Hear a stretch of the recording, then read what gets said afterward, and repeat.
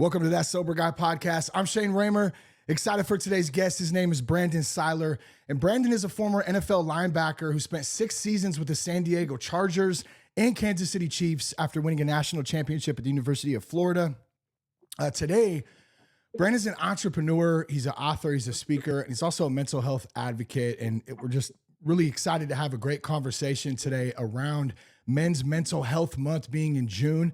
Brandon is also the founder of Legacy Pro Sports, which helps former NFL players secure disability benefits. And he's the owner of Pure Recovery California, which is a holistic mental health and performance recovery facility for athletes. And we're going to jump into all that today. First, Brandon, I just want to welcome you to the show, man. Thanks so much for coming on That Sober Guy. Yeah, thank you, man. Thank you for having me. Yeah, so a lot of things we're going to kind of jump around in today. First and foremost, a lot of men struggle with identity. I know it's a big thing, whether we're talking from childhood and growing up, the things we went through in the past, how that creates the man that we want to be versus maybe even the man that we're becoming or have become. When football is a huge part of your life. When football was over, man, like who was Brandon Siler? Like, what was that identity like? Maybe we could start there. In football, your identity a lot of times is that sport, right? We start playing this game when we're 6 years old. So Yeah. when you start playing something so young, and all you want to be and all you think of being when you grow up is a football player, right? That is Yeah. what you become when you grown up. That's the goal. Well, what happens is you get there and you went and you made every day about your life. You made your whole identity this thing. When you get there and then the average career is 2 years and then that's over, and you're looking in the mirror and you're like, wait a minute, I'm 26 years old. What Yeah. do I do now?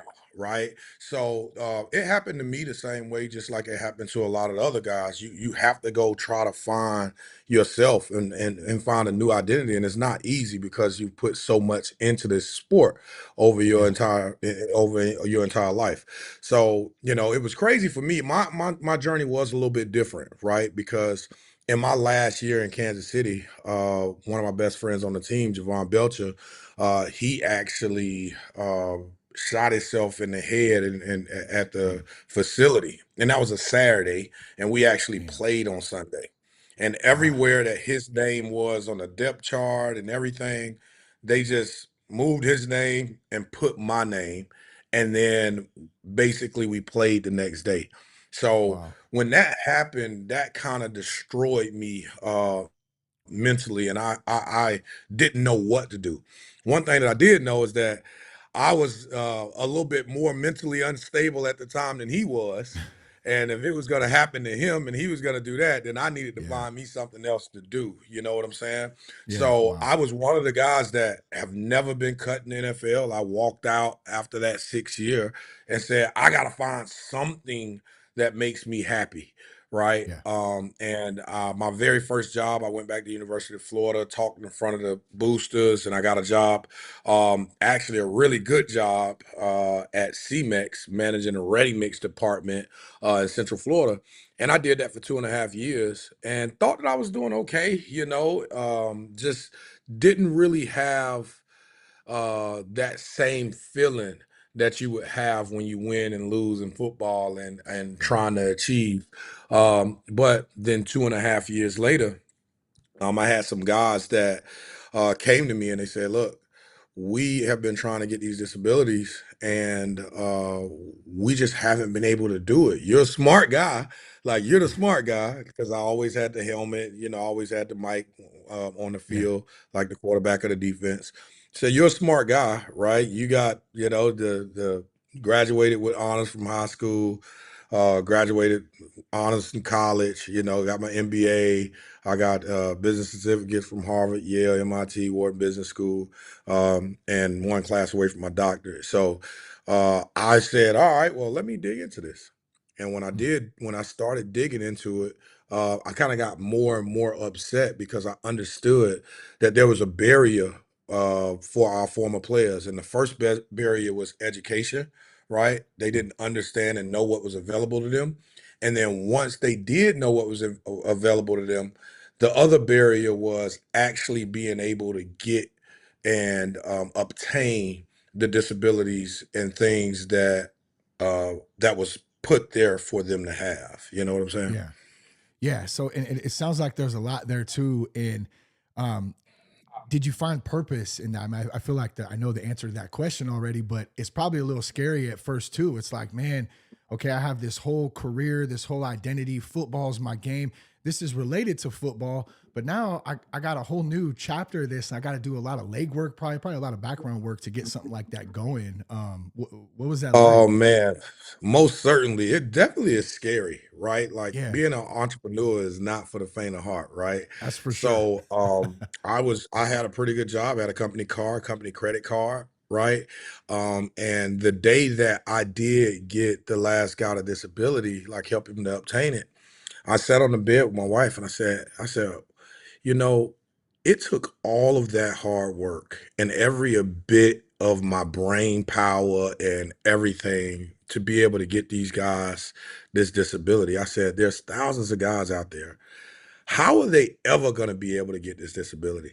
And my Yeah, wife just kind of just looked at me, kind of like, I'm like, what? You know, she's like, she knew. I don't know. How do you think? Right. So I'm Yeah, like, oh my God. And that's when, it hit me. Like, okay, there has to be somebody out there to advocate. There has to be somebody out there to go fight the fight in the corner yeah, of our guys. And that's when Legacy Pro Sports was born.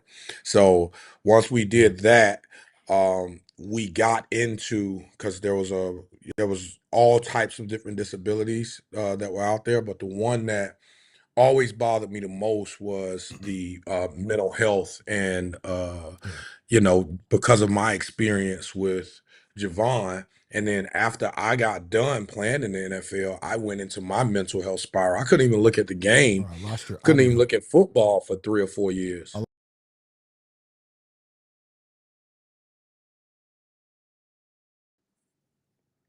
I- Okay, You there? there we go. Yeah, go You ahead. Go there? ahead. Sorry about that. Yeah, Oh, okay. No, I said, well, I went through my own mental health battles when I got done playing in the NFL. I couldn't even look at football for another 3 or 4 years just yeah, because of the pain that I was in and the place that I was in, right?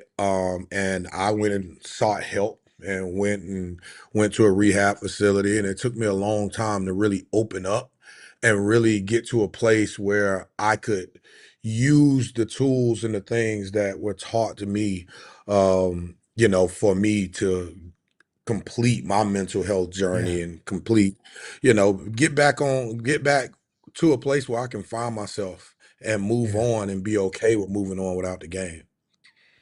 God works so slow sometimes, man. I'm just like, God, can you hurry up? Just sitting and waiting. But I just thought of that when you said, like, for years, I didn't even think about football. Like, I didn't know what to do. And I know that patience in the waiting, man, is so hard sometimes. But I feel like when we sit in it, a lot of the times, okay, then that day hits and it's like, I can kind of see a little light open up. Um, One of the things you mentioned real quick too, I wanted to hit on was fear. You said it's scary to be an entrepreneur. A lot of guys deal with fear. I'm sure you've dealt with it. I know I've dealt with it for sure. Like, how do you deal with fear, like in general? It's tough, right? Because, fear is something that comes from within. Right? So when you understand that about yourself and you dub into yourself, you can understand that, hey, I'm scared in this situation, right? Yeah, One of the hardest things for anybody to really kind of admit to, especially us men, is that we scared, right? Like we ain't we yeah, taught and bred to not be scared, right? yeah, Because we got to defend and protect. But as you get older and as you go through your mental health journey, you start to understand that one of the superpowers of a man is actually to understand when he's scared, right? Is to actually understand when he needs help, to actually understand when it's time to reach out and you can't do it all on your own, right? yeah, So those are actually the strengths of men. When we start uh, changing up our perspective and our mindset on how we view what we supposed to be as men, then it helps us to get over that fear. Because if I know that it's okay for me to be scared, right? I Yeah. can still overcome this. I can still be a man. I can still be tough, but also Yeah. be scared, right? Yeah. I can also be a great man and also need help, right? So those are the things that when you can start reprogramming what society has been putting in us for a long time, ever since we were a little kid, and telling us what our definitions of being a man is. I think Yeah. that's what Yeah. helps you be able to deal with fear and mental health and anything else out there that is not an uncertainty, or I mean, that's an uncertainty, or that you feel like a man's not supposed to do. Yeah, yeah, that's so good, man. I love that, and I love the like what you're saying is acceptance. I think is just like accepting the fact, like, hey, it's okay to be scared of this. It's okay to not have all the answers. It's okay to get uncomfortable a little bit. And I feel like even for a guy like maybe listening to this who's thinking about getting sober, man, and making some changes in his life, like that's okay. Like you don't got to be perfect. Like it's not gonna look perfect. It's gonna Mhm. be a little uncomfortable. There's gonna be some fear there, but man, just like that's all right. And there's a lot of resources and people and support out there. And we're going to talk a little bit about that here in just a little bit. I wanted to ask you, you know, you mentioned you didn't play football or you think about football for 3, 4 years. Why do you think so many elite athletes struggle after their career ends? Well, it's an identity crisis, right? Like it's an identity crisis, and that's one of the reasons that Pure Recovery California is such a special place, right? Yeah, When athletes get done playing, we really don't know what's going on in our head or with our bodies, or we don't even yeah, know, like for our whole adult life, we've been told when to eat, when to mm, get up, when to go to a meeting, when to go to practice, when to go home. We've had our schedule laid out to us, and it's taught yeah, us what I mean, it's not taught us how to manage it ourselves. It's just taught us how to follow that direction and that path and go ahead and do that, right? yeah, So it stunts your growth because normal people, when they leave home and they go to college, they can go to college and they don't have the schedules that we have, right? yeah, So they have to find that structure. It matures. Somebody that's not an athlete matures a lot faster than what a professional athlete would, mm, because everything's already structured and put together for them. So when you get done, you have to find a whole nother identity. The first thing, the first issue is that you've given this game your whole life, right? It's mm, hard to watch the game continue on without you in it, without you seeing yourself a mm, part of it, and the audacity of the game to continue moving on after you're not in the yeah, picture, right? yeah. That's So tough. that's what's crazy for a lot of guys. It's tough for guys. Now, the other thing is, now what do I do? Right? Who am I? Right? Because I was always Brandon Siler, the NFL player, right? I was Yeah, always Brandon Siler, the football player. Well, how do I build an identity that I can be proud of outside of that? A lot of our guys, they get tied into that identity and they never can let it go. They never want to shake it. They never want to do anything. I often say, they say, well, I'm a football player. I said, no, no, no, I used to be a football player, right? mm, I'm not a football player anymore. I'm a businessman, right? But yeah, I used to be a football player, and that's okay for me to say. A lot of times you will see that a guy is not uncomfortable with saying that, right? He's not okay yeah, with used to playing football. He's a football player. You get what I'm saying? yeah, So I yeah, think having that, trying to find that identity and actually trying to find something that actually makes you go in the same way that football did. That's yeah, tough, right? Because there's the adrenaline, there's everything that you're taught on a football field, right? Is like making a violent decision in a split second, right? Like all of that stuff doesn't translate to like, okay, I'm gonna go out here and I'm gonna do the same thing. I can do yeah, this and make 100,000 people scream at the top of their lungs What Yeah. else in the world can give me that kind of fix, right? So Yeah. so you have guys, and what happens is if they don't understand that they can use those same tools, there are tools that we get in football, relentless effort, right? Intelligence, right? Teamwork, game planning, right? All of these things that we can use and ultimately become the best in other fields out there. It's just we chose to play football, right? Yeah. So Yeah.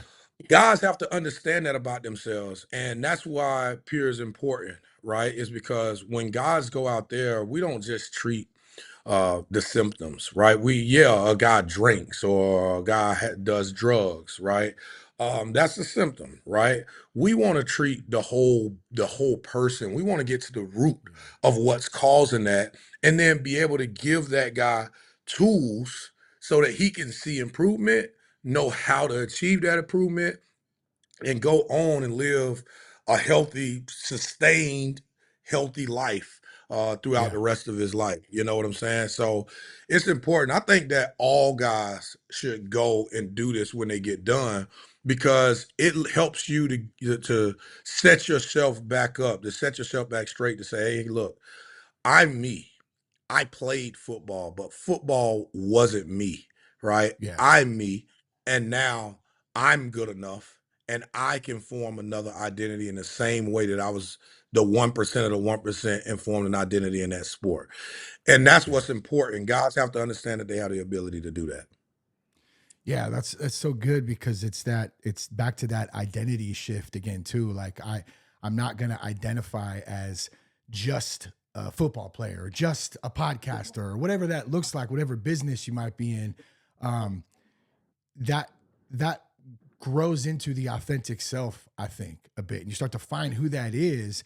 And then when you were saying some of that too, I kept hearing reps and thinking reps. Reps is everything. We talk about football, right? You take a ton of reps. Any sport, you get a lot of reps. Yeah. You go to the gym, you don't just show up to the gym. By the way, the hardest machine at the gym is the front door. Came from my buddy Phil, but I love that one. But it is. I just got to show up, man. I just got to get there, Yeah. you know? And Yeah. once I get there, I got to put the reps in. If I want to get sober, I got to put the reps in. If I want to make change, I got to put the reps in. So reps equal discipline. And I think about that too. So what do you think like a lot of athletes, like what do they understand about discipline that a lot of people might miss? And how does that kind of correlate to that new identity, that new transition into a new life? Well, I think in order to make it to the 1% of the 1%, you have to understand that discipline is key. Like, everybody wants your job, right? Like, who doesn't grow Yeah. up saying, I want to be a pro football player, right?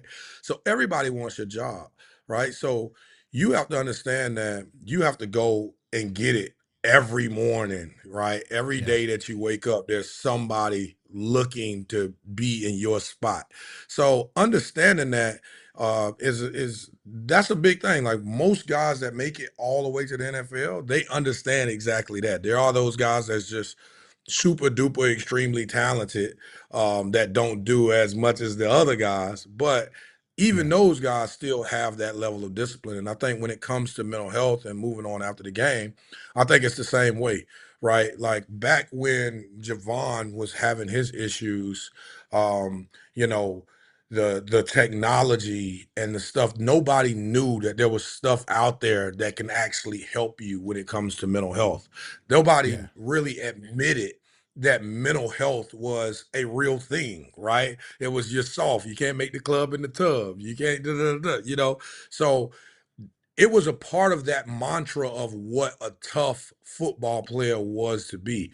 Now you Yeah. fast forward and now we know that the technology is there, the science is there. You can map your brain out, right? We do Yeah. brain mapping, and it shows what part of your brain is not operating as efficiently as it's supposed to, and we're able to take that part of your brain, work it. You work that part of your brain, just like you said. You do reps, right? Yeah. So with Yep. athletes, you have to see that same thing. You have to have that visual. So we have what's neurofeedback, right? Where you attach to that part of your brain, and then you can actually, let's say, for example, fly a plane and you're using that part of your brain to try to move this plane, well, you're getting that visual. I'm not moving it because I'm not operating right.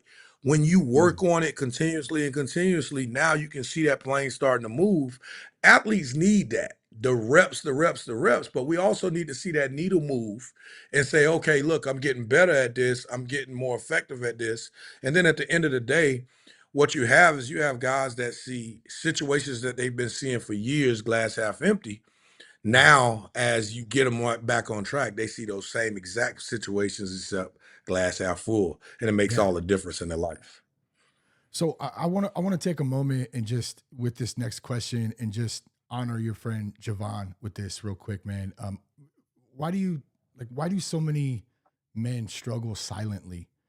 Because my guess is that he probably struggled silently a lot, just like a lot of other dudes out there. Like a lot of people don't know what's going on, even those closest to us, because especially for guys, it's hard to open up. It's hard to talk about that. So why do you think that is? And any advice or any thoughts on how a guy who's struggling might be able to open up a little bit? Yeah, and I think again, I think it comes from um, the root of what you feel like you have to be as a man, right? Mm, A man isn't supposed to show feelings, and a man is supposed to be tough, and a man doesn't supposed to yeah. have talks, right? Talking is for women, right?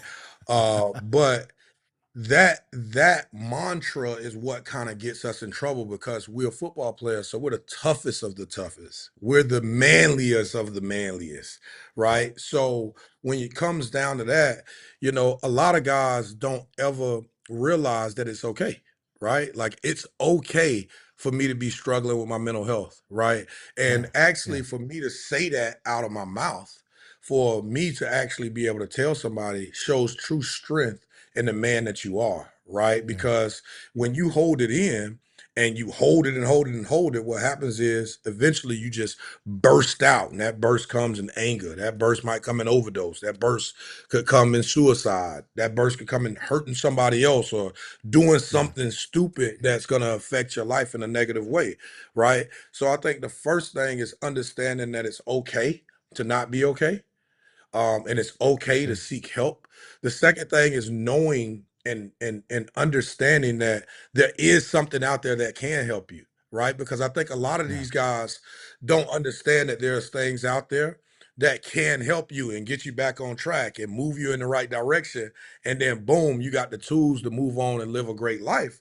I think Mm, that guys get in their own head and think, look, I'm feeling like this. Can't talk to nobody about this. There's nobody that can do anything about it, and that's why it's important for us um, to spread the education of yeah. look, there are things that you can do. You can get better. This isn't some disease that you can never heal from Yeah. or that sort of thing. You can go get the help. You can make those reps. You can do those reps just like you do with your bench press, just like you do with your Mm, curls. You can do that with your mind and make it stronger and then start to not feel the same way that you're feeling about your life, about you, yeah. about your family, your kids, your wife. So we save so many relationships with wives and with girlfriends, moms, kids, right? Their families, Yeah. because the families they realize something's going on, and if you're able as a player to understand like, okay, I have something that I can get better at, and this isn't just when you get so off of the radar that you're doing something crazy, right? Because a lot of Yeah. times we're reactive, right? Like what you have to know about like even Silent Brain Clinic is all about optimizing your mind, right? So it doesn't matter that you don't have to be off a cliff to go start getting work and to move in and optimize your mind and make and optimize your brain and feel better about Yeah. yourself, you know? Is there a spiritual component to any of the work you guys are doing? I'm definitely a man of faith, right? I believe in God, and I believe in divine timing, right? I believe that the reason that God gave me all of these strengths and put me through the experiences that I've been through in life was ultimately for this. right? I had my That's good. mental health struggles. I had my teammates. I've had, I think, 8 teammates that have committed suicide. I Wow. had 20 something clients that have committed suicide. And I think those experiences is what put me here to save as many lives as I have. We've treated Yeah. more professional athletes and high performing individuals than anybody else in the country in the last 5 6 years for mental health It's residentially. So amazing. it's a place that you can go to optimize yourself, get the treatment, optimize your brain, optimize your the way that you feel about yourself, and what productivity you can get out of yourself and put into the world. A lot of guys are striving for success, right? And that could be a broad meaning, I guess. But what's the truth about success that most people don't want to hear? Um, I think the biggest thing that people don't want to hear about success is the harsh reality is the sacrifices that you're going to have to make to get it, right? Mm. Yeah. Everybody sees you at the end of success, right?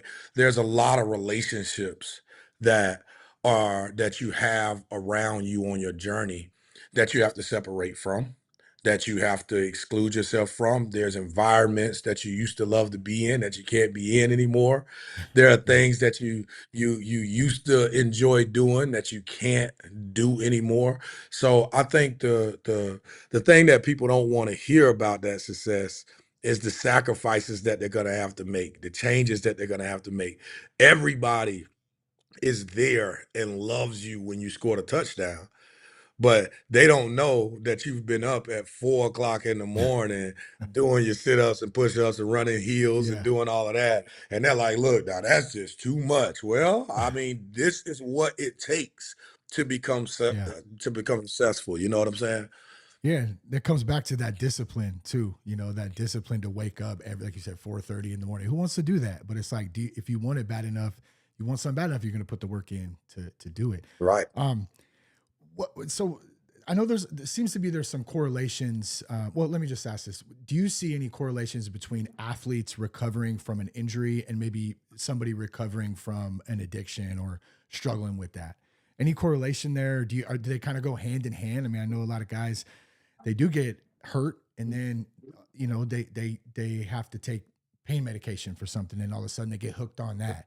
Any thoughts on that? Is that something that you're seeing a lot of? Or Well, I do think that there's a correlation on rehabbing your body and rehabbing your brain.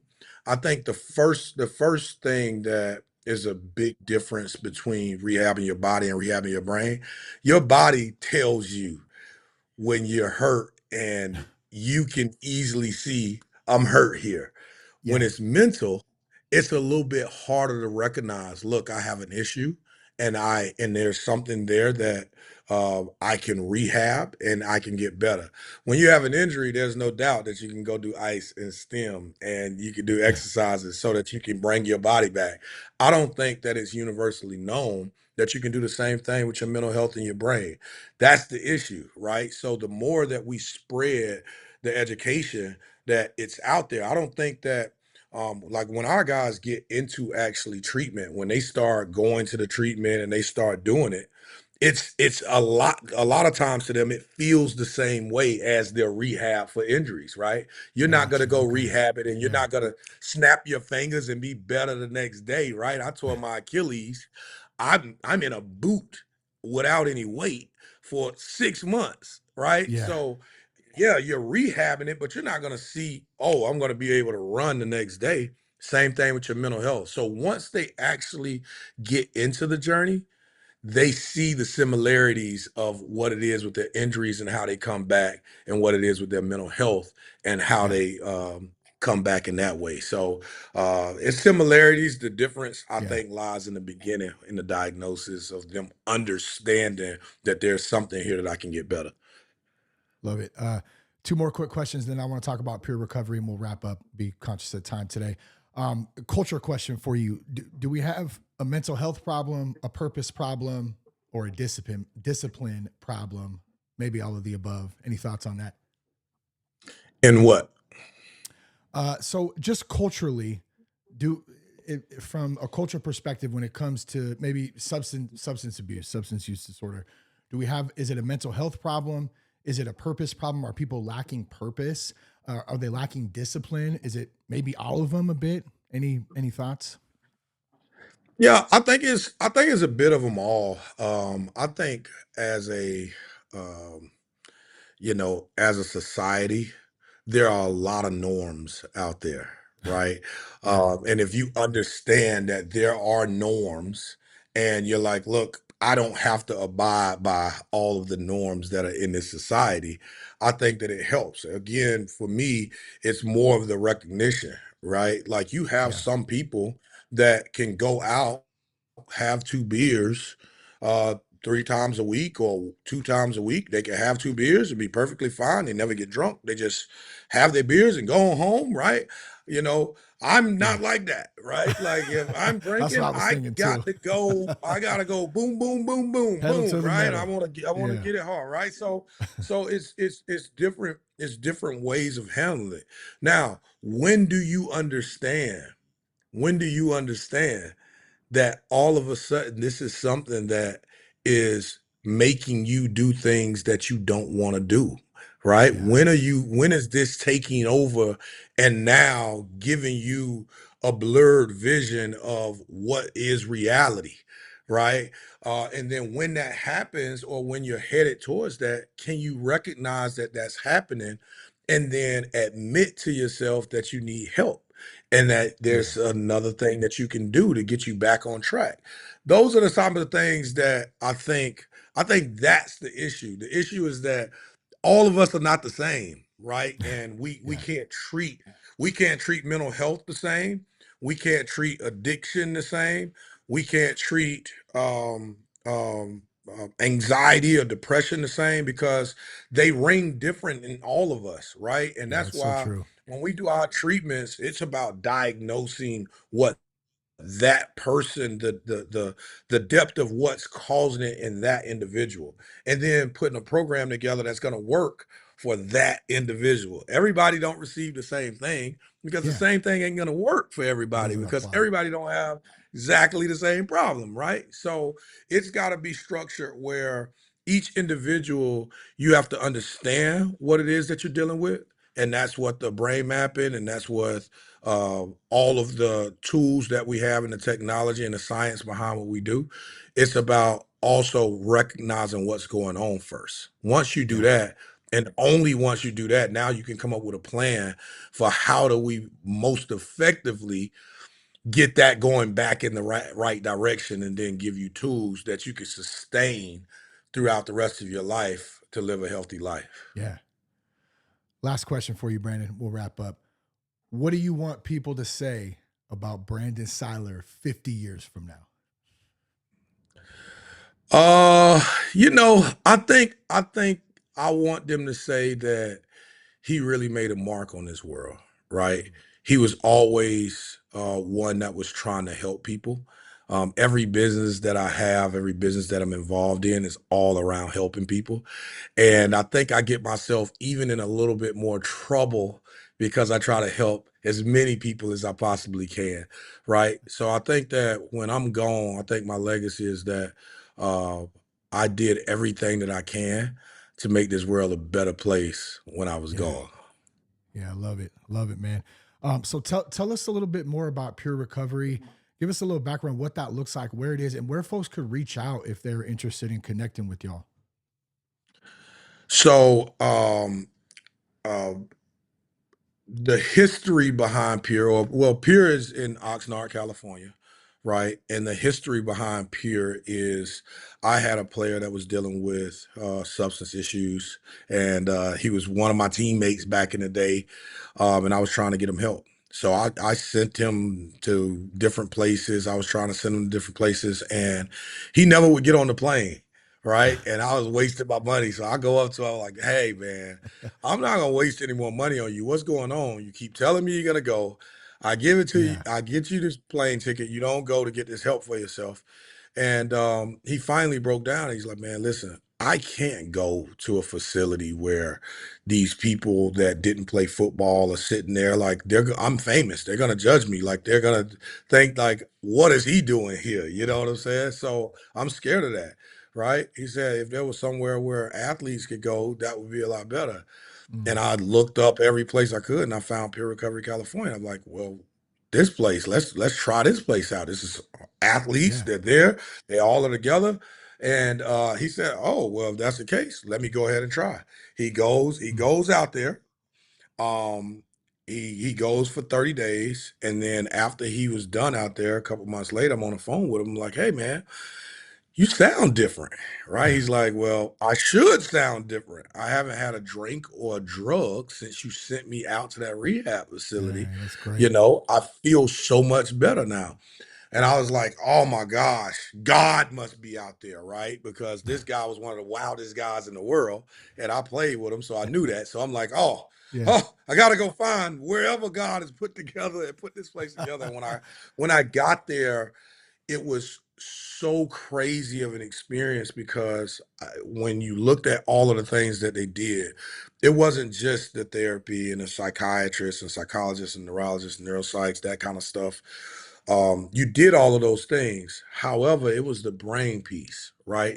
Yeah. It was, you're gonna do a brain mapping, and then we're gonna Mm, do some neuro and biofeedback, right? You got to do red light therapy. I mean, we have a TMS machine that's usually found in hospitals, right? yeah. So there's so much stuff that was out there that was it was things that was for high performance, right? Like you understood that this stuff is making you better and it's actually giving you a visual of making you better and it's showing you tools of how to continue to be better. And it blew me away.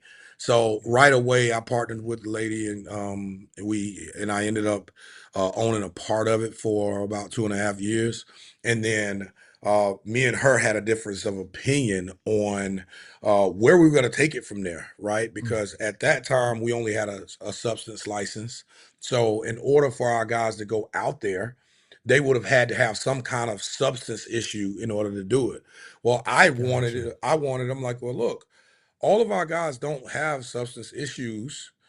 What about the guys that have mental health issues and don't have any substance? Let's go Yeah. get licensed in mental health, right? And she was like, "Well, it's a lot of scrutiny that comes around that." I'm like, "Well, we're going to do things the right way, so bring it on. Bring on the audits, bring on the scrutiny. Let's just do it the Yeah. right way, and then let's provide a place that guys with mental health without substance can come and do it, right? Yeah. So now since then I've owned it outright for about 3 years, and we have a substance license, we have a mental health license, and we have the combination of both of them that you can come in and get treated for. Yeah. But guys can come in if they have a substance. If they don't have a substance, and they're just dealing with mental health, they still can come in. If people want to come and just get the brain work, they come to the Solid Brain Clinic and they can do it there. We've just recently opened the doors to the normal population now, right? Because there's a lot of people Nice. that are knocking at the door trying to get in to get this therapy to get the brain work Yeah. that these elite athletes have been benefiting from for a long time. So now we've opened the door and we're allowing normal, if you're not an athlete and you want to just perform your best, right? You want your Yeah. brain to Yeah. operate, optimize what you're using in your brain. If you want to go get rehab, if you have a substance problem, if you have a mental health problem, any of that, you can come in and receive the treatment that these NFL players and these high performing individuals have been receiving and benefiting from. We'll put that link in the show notes, purerecoverycalifornia.com. Brandon, thanks so much for coming on today, man. I really appreciate it. There's a guy out there listening to this right now who's struggling, man. What do you tell him? I would tell them that a lot of us are struggling, and you're not a man because you're not a man because you're struggling, right? Actually, you're a bigger man when you understand that you're struggling and you can say something to somebody and you can go get the help that you properly need. And that's going to optimize the man that you are. That's going to make you feel better. And that's going to make all of the people around you that are dependent on you, that love you, that's going to make them love you even more because you went out and took that step and showed vulnerability. Uh, and that's what ultimately being a real man is. Amen to that. Brandon, thanks so much for coming on the show today, man. I appreciate you. All right. Thank you, brother. Thanks for tuning into That Sober Guy podcast. If you enjoyed the show today, don't forget to share it with a friend. Take care. God bless. Keep your blood clean.